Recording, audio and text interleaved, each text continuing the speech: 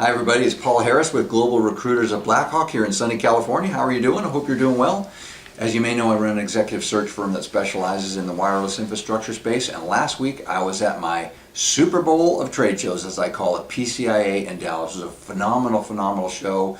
Great content, great speakers, great networking, even fireworks on the last night. It was a phenomenal show. So in my next very few minutes, I'm going to do my absolute best to get everything that's in my brain and get it into your brain. Make sure that you felt like you were actually there in case you weren't able to make it. So here we go. So it was last week, it was May 23rd through 26th in Dallas, Texas. There was about 3,000 people there. There was about 100 plus exhibitors.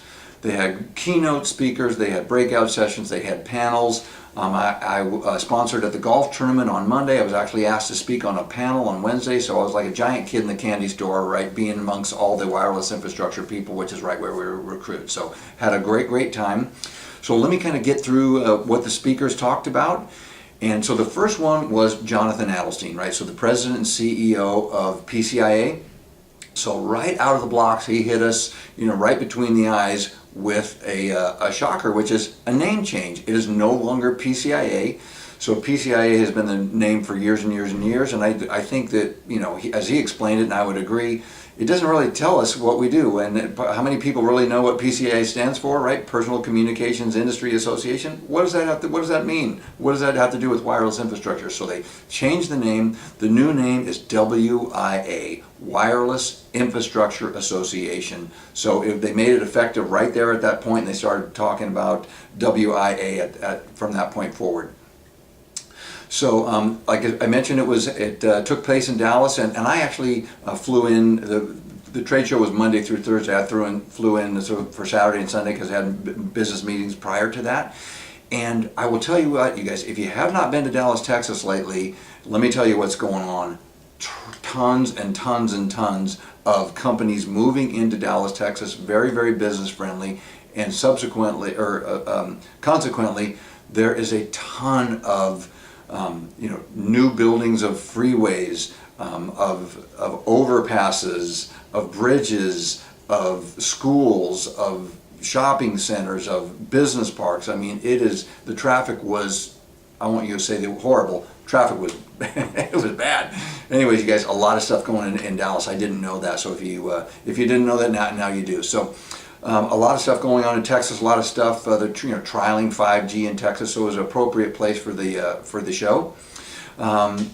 Jonathan talked about the Wireless Infrastructure Association, WIA's impact on the regulatory issues. As you know, they fight hard. Jonathan and his team fighting hard for us in the wireless infrastructure industry. Thank you to Jonathan and his team. Working closely with the FCC on spectrum, antennas, backhaul, all the stuff that's important to deployment. Working with the FAA on drones, right? A lot of drones being used in our business to fly up at the top of the tower, take a picture or whatever. So they're working with the FAA. Talked about a lot of stuff we know, right? They're expected, the data traffic's supposed to go 6x by 2020, and they were using the quote, which is, the people in wireless infrastructure, you folks out there, building the nation's future. So, for example, you figure many years ago, there was roads and bridges and railroads and stuff like that, building America.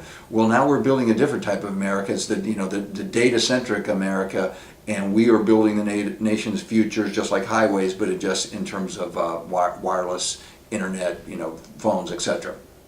A lot of talk about Firstnet, right? We used to talk about Firstnet a lot, and then it kind of went dark, and then we started talking about it again. So Firstnet, basically they're describing it as kind of running behind schedule. I think we'd agree, but they're trying to get caught up. Still very important to the nation's future, and how it's going to be a 5-year build to get to 100%. So there's going to be a lot of stuff coming into our world regarding Firstnet.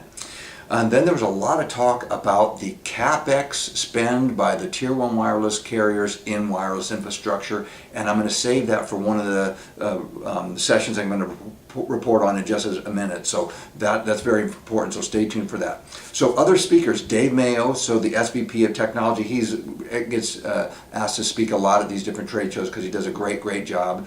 And so he talked about what we already know, right? T-Mobile's absolutely killing it. They did they had a plan, they worked their plan, and it worked wonderfully, right? They did a 5-year fiber build, which laid the groundwork for a very quick 4G LTE deployment. Dave May had a quote, which is the wireless infrastructure industry has eliminated the need for maps and quarters, right? You think about it. So we all used to have a map in our glove compartment, no more maps, we use our phone. No more need for quarters. For people who are at my age or older, will remember, you get a page from your boss, or maybe from your wife, and you need to pull over and you need to put a quarter into a payphone, etc. So wireless infrastructure, you people out there have eliminated maps and quarters, and I think we're all very appreciative of that. He talked about, this is kind of interesting to me, about the pain points that he at T-Mobile, and I think is applicable to all of the Tier 1 wireless carriers. What are their pain points in terms of impediments to wireless infrastructure deployment? So number one, I didn't see coming, which was migratory birds, right? You climb up to a tower, there's a nest, and you can't touch it because of all these different rules, so that was number one. Number two, he talks about fees, as in the fees that the tower companies are charging the Tier 1 wireless carriers, and he says it's like a bank, right? Man, there's a fee for this and a fee for that and a fee for this. And he said, please make the fee structure a lot more simple, where you're just not nickel and diming us for everything. Small cell right-of-ways, ROWs, for making things a little more difficult. That is a impediment. And then he talked about loading requirements. He gave an example of just ridiculous things, like they had an antenna that was 3 pounds heavier that they were trying to replace, and they took them all this time and energy and effort and paperwork for something that was just ridiculous. So he said, we need to try to make those different processes run a little more smoothly so we can speed up the deployment in wireless infrastructure.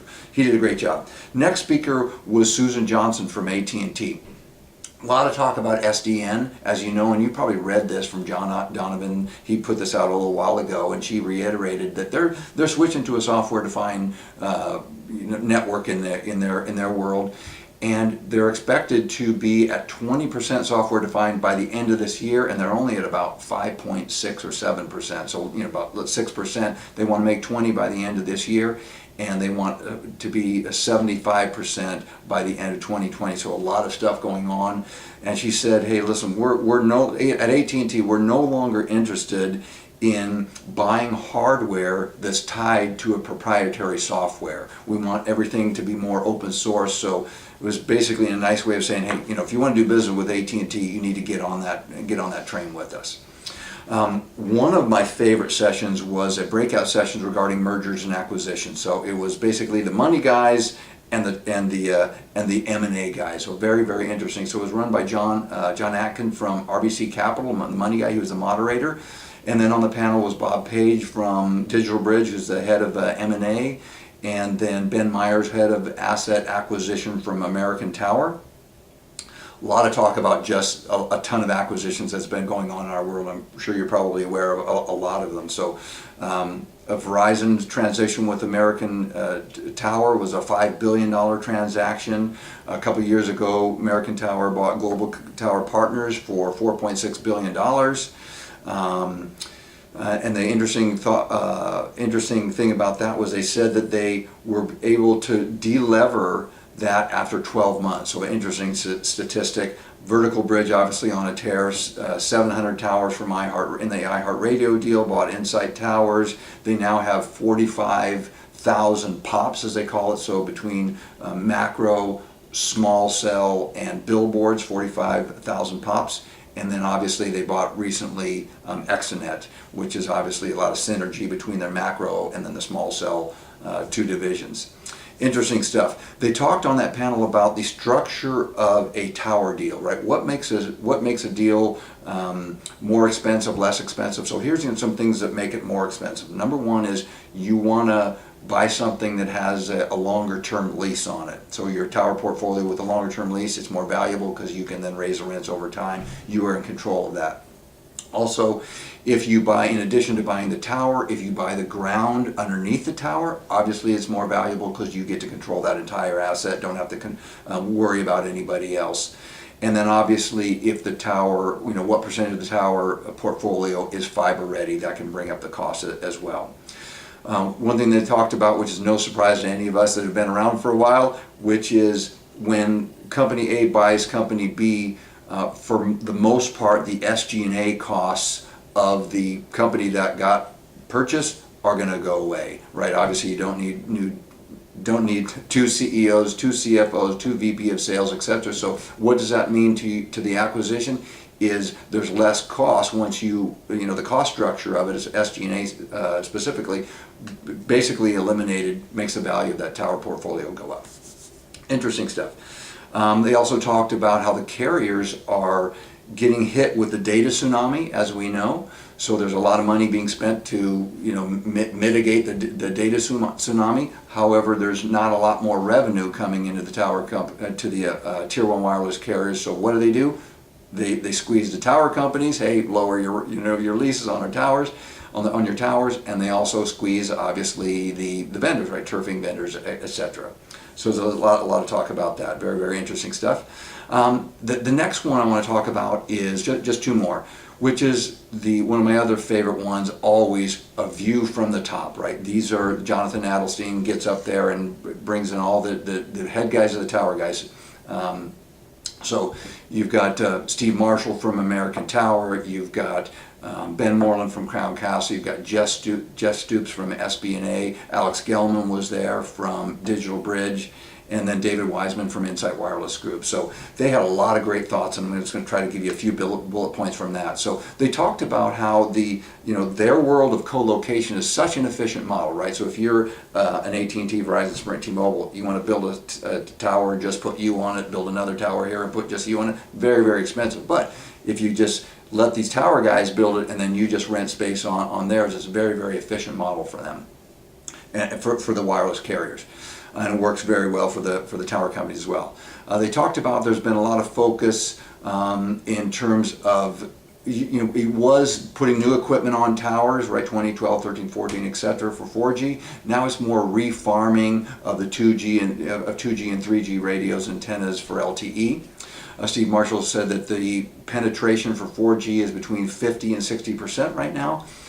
Ben Moreland from Crown Castle talked about, basically, hey, I've been in the industry for a long time. Obviously, there's less money coming into CapEx right now, and he's talked about, 20% swings up and down from normal are pretty much, they're not uncommon in this industry. Highs were 2012, 13, 14. We're down now, but there's, as he put it, no secular change in terms of the underlying tenets of the tower business. Jeff Stoops says, hey, ebbs and flows are normal in this business, and they attributed the quote cyclicality to the AWS3 auction, right? Last year, $45 billion, then obviously the 600 megahertz auction that's getting ready to happen right now, or coming up soon, coupled with AT&T buying DirecTV for roughly $45 billion, $48 billion, I'm sorry, and then putting a lot of money in Mexico, etc. So just totally normal. Talked about how there's tons of spectrum that it needs to be deployed, how AT&T is basically squeezing spectrum versus building new cell sites, how the different tower companies, are now tracking their small cell divisions from a different perspective from the macros, right? So it's a different business unit, basically treating it differently, and how the AWS3 spectrum from last year is going to be deployed starting at the end of year in 2016. And the last thing talked about was pros and cons of doing business overseas, and how some of the tier one operators of tower companies put a lot of that into the overseas, some not so much, and they're basically saying, well, hey, we're a real estate business. We're in the real estate business, and if you're going to go overseas, you need to know that there's different rules in different countries, and you just need to be aware of that before you go into that game. Okay? Last one, you guys, one of my favorites always is the Wireless Investor Conference. So I call this the money guys and the tower guys. So you've got the CFO from the big tower company. You've got Dan Schlager, who's the brand new CFO of Crown Castle. Brendan Kavanaugh from SBA. He's been there for years, and then Rod Smith from American Tower. He's been there for ages as well. On the money side, you've got an analyst, Rick Prentice from Raymond James. Tower guys were Mark Ganzi from Digital Bridge, Ron Bizik from Tarpon Towers, Lance Cawley from InSite Wireless Group, and then kind of keeping the train from going off the track is Clayton Frunk from MVP Capital. He was the moderator, did a great job as always. So they were talking about access to financing has been great, and it continues to stay great. So a lot of companies that are willing to invest, the interest rates are low, the wireless data growth is high. It's a great outlook for the tower world, moving forward. And by the way, there's about 300 tower investor, companies that do nothing but invest in towers, and how the multiples probably last year were a little bit frothy, I think, 18 to 24x, and they've come down just a little bit, but still pretty good. And then they pointed out that the money that's invested in the tower world is not tied to the overall economy. And you think about it, right? The overall economy starts doing this. How many people are going to say, "Oh wow, I can't. I'm just going to get rid of my smartphone." No, it's not. It's not going to happen. So it doesn't matter what's going on in the macro economy world. The tower companies, they're still going to be blowing and going. Mark Ganzi from Vertical Bridge talked about a new company called Data Bridge, which is basically a subsidiary of Vertical Bridge and going to be investing in data centers. Rick Prentice from Raymond James, right, the analyst, he kind of put this stuff in a real quick bucket, which I love, which he said, hey, let me kind of give you my take on the big four wireless carriers. Number one, Verizon, I would describe them as steady in terms of CapEx spend, right? Steady and regional. AT&T, I would describe them as hot and cold, right? They do that. And then, and they're obviously more centralized. T-Mobile has been very, very steady, very, very aggressive lately. And then he describes Sprint as, in his words, MIA, right? Missing in action. Where are they? So, and I got a lot of friends still at Sprint, so we're obviously rooting for them to do well and make this a great four carrier race. Okay. Real quickly, a few things from Mark Ganzi when he talked, and my kind of antenna goes up whenever he talks because, well, you know why. He seems to know how this world works very well. So a couple quotes from him. And remember at the beginning I was telling you that I was going to talk about CapEx spend from the wireless carriers. So here's where he gives you some statistics. So from 2010 to 2014, the Big Four were spending about $31.5 billion annually for that segment. 2015 and 16, we know it's down. So they're about from 31.5 down to 28 billion, and that's about a 10% swing on the downside. Remember, Ben Moreland was saying, hey, 20% swings up and down pretty normal. So that's a 10% swing down. But he said in the years of 2017 through 22, he's estimating, companies are estimating $33 billion per year annually from 2017 through 2022. That's a 20% upswing. So it's going to be a great, great ride. I'm looking forward to that. He also talked about when he goes to these RFPs, companies that I won't say he's never heard of, but that he never expected years ago would be showing up. Cox, Comcast, Florida Light and Power, all these different companies that he didn't expect in the past to be showing up at the RFPs. Talked about over the top, content, etc. will be driving 5G. Obviously, all of it tied through fiber. And he said for the first time in 9 years, his portfolio of new site builds, new tower builds, has crossed over the amendments, right? So it used to be leasing amendments were more, and now it's actually new tower builds. Interesting. He talked about small cells. He described it as drinking from a fire hose. Obviously bought Externet for that.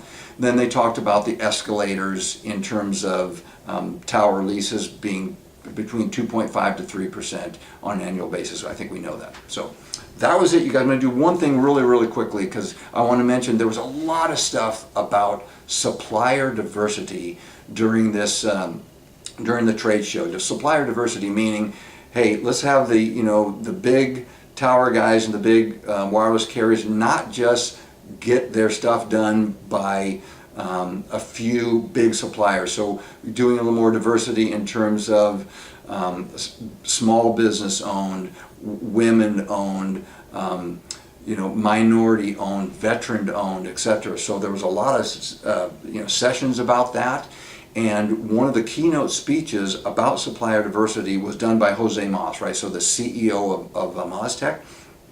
And he was the perfect person to be talking about it, and he did a phenomenal job, because basically what he's saying is, hey, you guys, my dad came over to the United States, was a milkman, did anything and everything he could to put food on the table. And all of a sudden, over time, being a smart guy and working hard, he built a company that now has 18,000 employees, doing $5 billion in revenue, 1 billion of that in the wireless infrastructure world. So if you get a chance to maybe YouTube that video and his speech, he did a great job, and I think you should have a chance to take a look at that. So you guys, that's it. Real quickly, next for me is going to be CTIA, which is September 7th through 9 in Vegas. And you guys, before you say, Paul, you're an idiot. Why do you go to CTIA? There's a bunch of people that manufacture a leather case. Why do we care? Well, you guys, here's why you need to care, because the largest pavilion now at CTIA is the Tower and Small Cell Pavilion. That's our world. And also upstairs, like the second floor, third floors, is the Tower and Small Cell Summit. So you guys, if you go to CTIA, you need to make sure to buy a ticket to get into the Tower and Small Cell Summit, where you hear the speakers, like all these speakers that I'm talking about wireless infrastructure. So there's my little advice for you. You guys, that's it. Thanks for listening. I'm sorry this was a little longer than normal, but this is my Super Bowl, and I wanted to make sure to give you a great download, and I hope you learned something. Okay, you guys, I'll talk to you soon. Thanks so much.